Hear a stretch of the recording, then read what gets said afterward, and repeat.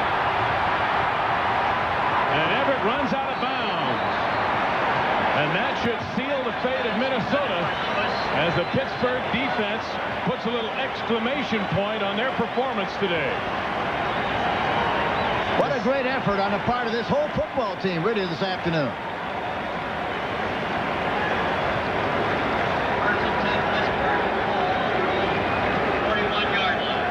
The rush, they get knocked down. They're still trying to scramble, get up and get after the quarterback. He throws it right down the middle.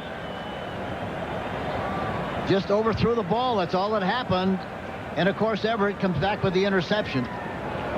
He had plenty of time to throw the ball that time. He was just thrown poorly. And it's intercepted by Everett on the play. Well, the Steelers may be coming to life at just the right time as they lost to 2 playoff teams this year. And they're going to have 3 of their next 4 games against playoff teams from last year as well. Of course, the Vikings expected to be in the playoffs again this year. Lost 2 yards, second down. Let's go back and look at the reaction after Everett picked it up. He does a little boogie-woogie there, whatever they call it. Yeah, that's a little woo-woo dance there. That's almost like icky. Yeah, He's a little loving woo-woo. it. He's loving it. Anthony Carter, on the other hand, not even in the ball game, and Jerry Burns, anything but loving it. Wade Wilson couldn't do it. Tommy Kramer couldn't do it. But the Pittsburgh Steelers have been doing it since the opening drive. They took the opening kickoff in for a score, 81 yards to lead 7-0, and they have been in control of this game all day long. Yeah, they took control of it right off the bat and never relinquished that control whatsoever. Never during the course of the ball game. And an interesting stat, all afternoon, Pittsburgh only had 5.5 yards to go on 3rd down all afternoon, and only 3 times in the whole game did they have to go more than 6. Again, so it goes right back to what you said, Hank, about the key first down yardage.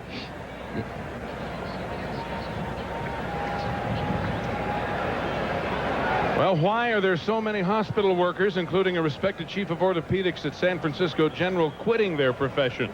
They're afraid they could end up with AIDS. 60 Minutes tonight on CBS discusses that very thing. It'll be followed by Murder, She Wrote, CBS special Island Sun starring Richard Chamberlain, and the CBS special Wolf tonight here on CBS. Vikings are looking at their 6th consecutive road loss to an AFC team. And all the stories coming up on the NFL Today postgame show next here on CBS. Brister again going down to a knee. And the clock will run out on Jerry Burns and the Vikings.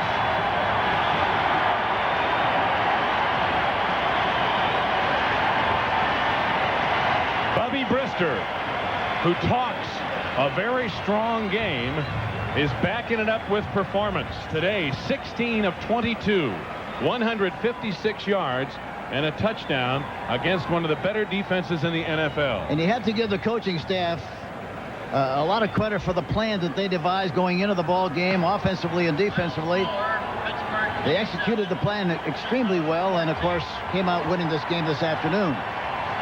And who'd have thought going into the season that after week 3 the Minnesota Vikings and the Pittsburgh Steelers would have the same record, 1-2.